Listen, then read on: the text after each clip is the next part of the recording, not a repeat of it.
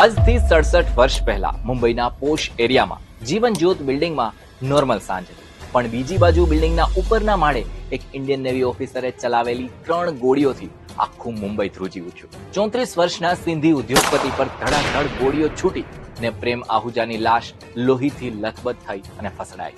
મુંબઈની કોર્ટમાં ચાલેલો 1959ની સાલનો એવો કેસ કે જેણે ભારતીય ન્યાયિક વ્યવસ્થાને ધર મૂળથી બદલી નાખી. ખાકી કવરમાં આજે વાત એવા કેસની કે જેમાં ઇન્ડિયન નેવી ઓફિસરે બેવફા પત્નીના પ્રેમીને ભડાકી દીધો હતો, છતાંય હીરો બની ગયો, જેના પરથી અક્ષય કુમારે રુસ્તમ ફિલ્મ પણ કરી હતી.